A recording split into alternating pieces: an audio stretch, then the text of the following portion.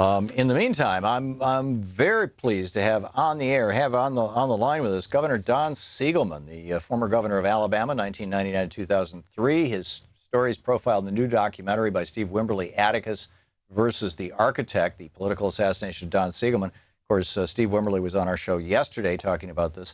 The website free-don.us, and you can tweet him at Don Siegelman, Siegelman. Governor, welcome back to the program. Yes, Tom. You know, the last time I was on live on your show, the phone call was interrupted, and I was taken to solitary confinement for about 60 days. So let's hope Jeff Sessions doesn't have that in store for me after this phone call. Yes, I was. I don't remember where I was, but Sam Sachs was filling in for me that day, and I'm so sorry that happened to you. And well, it was an innocent phone call. I was calling to encourage your listeners and viewers to get in touch with their members of Congress to try to bring this Safe Justice Act to the floor for a vote. But one of the things that I learned while I was in prison is that our criminal justice system has flaws, and it needs to be fixed. That's my calling now. I'm hopeful that,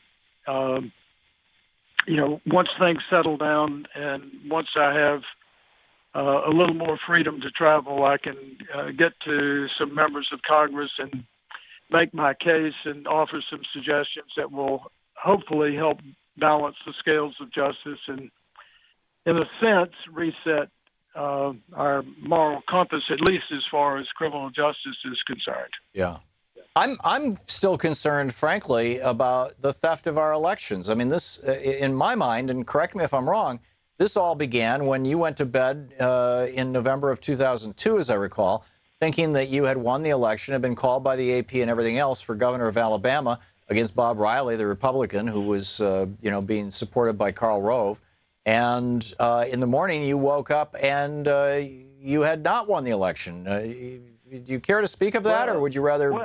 Well, the way I have to take issue with your phraseology. Actually, I did win the election, and when I woke up, the election had been stolen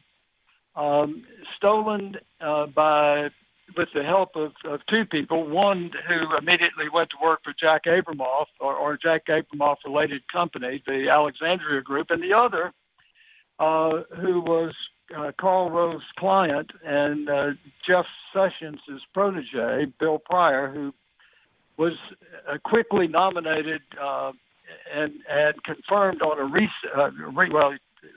he took the office on a recess appointment because Democrats in the Senate refused to confirm him. It's to a federal judgeship, right?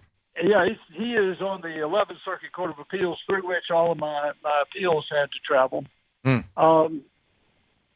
after he was appointed to the 11th Circuit Court of Appeals, Jeff Sessions said, we would have put him on the court earlier, but we needed a Republican governor in place first.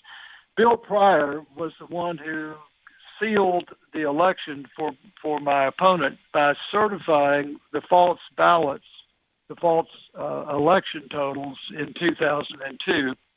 He illegally certified those 2 days before state law allows.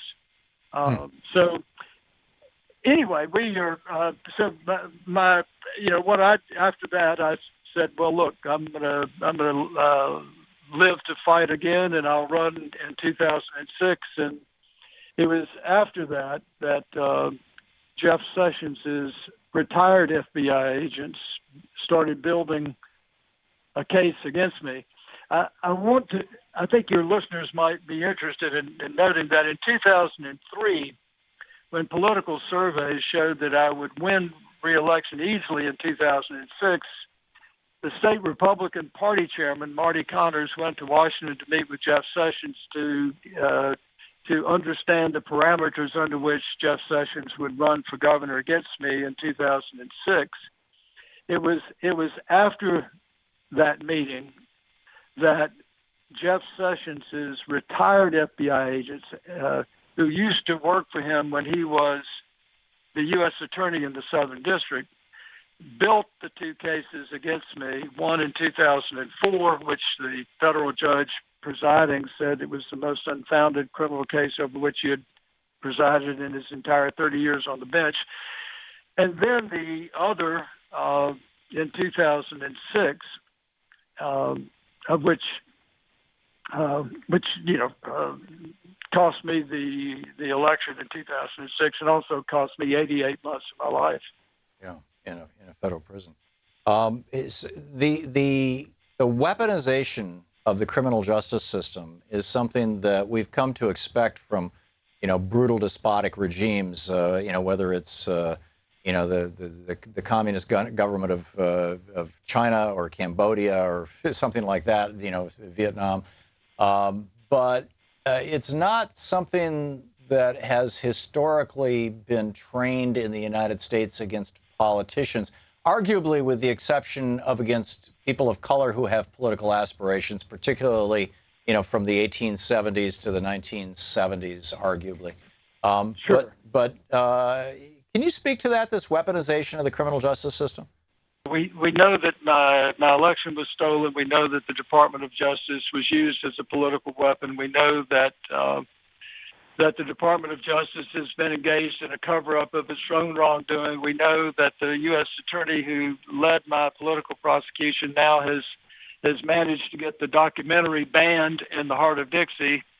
And we have a president who's seemingly thumbs his nose at and challenges constitutional restraints on the presidency. And one has to wonder what kind of democracy we are currently living in. And that's why I encourage your listeners and readers and followers and viewers to go to free-don.org and sign our petition demanding that the censorship of the documentary of Atticus versus the Architect, the political assassination of Don Siegelman, be shown, and that the ban in Montgomery be lifted.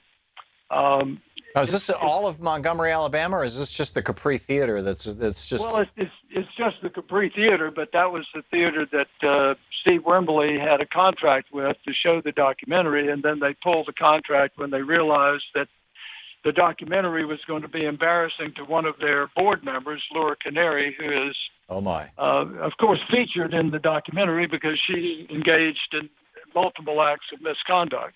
Right. But there's no, this is a private company. There's no way you can compel them to play the movie. No, I think it's a 501c4, group that independent. So why not get one of the biggest bars in town, and like one of the big sports bars, and have all the TVs play the movie, charge admission at the door just as if it was a movie theater, but it's a sports bar. And, it can hold a couple hundred people and show the movie that way and, just do it. I think that's a great idea. I have nothing to do with the documentary. I don't have any financial interest in it. We're talking with Governor Don Siegelman, the governor of Alabama, 1999 to 2003. His story profiled in the new documentary by Steve Wimberly, Atticus versus the Architect, the political assassination of Don Siegelman. The website free-don.org or free-don.us. You can tweet him at Don Siegelman, Siegelman. Governor, we lost our phone connection as you were speaking to the issue of the weaponization of our criminal justice system here in the United States. You want to just recap real quickly what you were saying? Well, it's both unfortunate and, of course, wrong. And I think that, of course, in my story emanates from Karl Rove at the Department of at the White House in 2001, and after the Kiplinger letter touted me as a possible Democrat who could put the party together to challenge George W. Bush in 2004. That's when things started to rev up, and Karl Rove's best friend and former business partner, Billy Canary, his wife was confirmed as U.S. Attorney, and she kicked a federal investigation into high gear. I was initially brought to trial in 2004 and then again in 2006, while her husband was running my opponent's general election campaign. So, at least in my case, I know and understood where the matter was coming from. It was coming from Karl Rove and Karl Rove's forces in Alabama, who did not want me to be reelected first in 2002 because they knew I was going to enter the primaries, Democratic primaries, and hopefully have an opportunity to be on the ticket to challenge George W. Bush in 2004. After I was indicted and acquitted, or the government dismissed the charges in 2004, we revved up again, looking at 2006, and again it was Jeff Sessions' retired FBI agents. It wasn't the FBI that came after me. It was retired FBI agents working for Karl Rove's client, Bill Pryor, who built the case against me in 2004 and 2006. So there's no question that this was a political hit. It is admitted in this letter by the Department of Justice, the Office of Professional Responsibility, which is still under seal by the Department of Justice. It is the subject of it and other documents that the Department of Justice are refusing to release regarding their misconduct is the subject of a Freedom of Information Act lawsuit, which is pending in the Northern District of Alabama. This lawsuit, Tom, is our last legal effort to seek disclosure. What we're hoping is that the federal judge will open the flap of the tent and let some of the stench out and some light in to shed light on the government misconduct. Yeah, this is serious stuff. We have about 3 minutes till we hit the bottom of the hour here, Governor. You're obviously working to clear your name, and I have been loudly supportive of that effort from day one. And people need to call their members of Congress at 202-224-3121 and ask for some light to be brought on this issue. What specific and check out this movie, Atticus versus the Architect. But beyond that, what can people do in support of what you're doing? A, and B, what are your plans going forward? Well, I think at the present time, the best thing that I can ask people to do is to go online to free-don.org and sign the petition. And secondly, my plans are to speak out about the flaws in our justice system. Think about this. If President Obama's lawyer, the Solicitor General, can argue to the U.S. Supreme Court that United States citizens do not have a constitutional right not to be framed, think about that.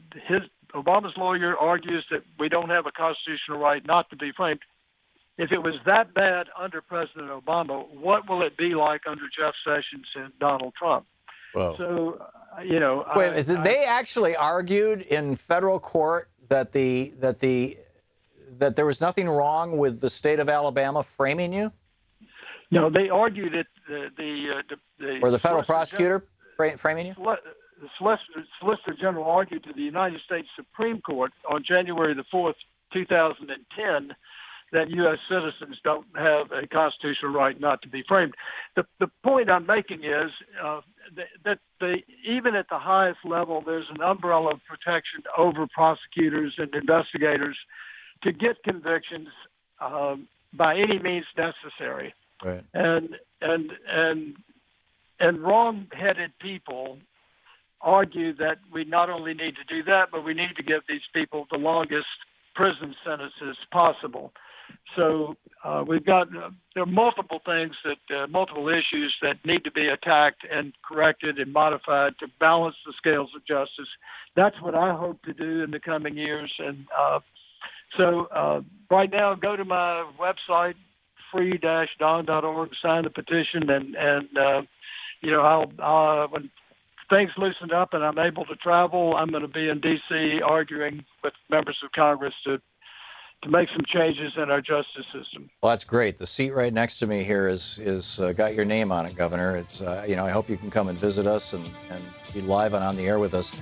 And I look forward to future conversations. I'd like to know more about your criminal justice reform ideas and your experiences in prison. I hope that you will come back. I will. Okay, great. Governor Don Siegelman, check out his website, free-don.org. Governor, thanks so much for being with us today.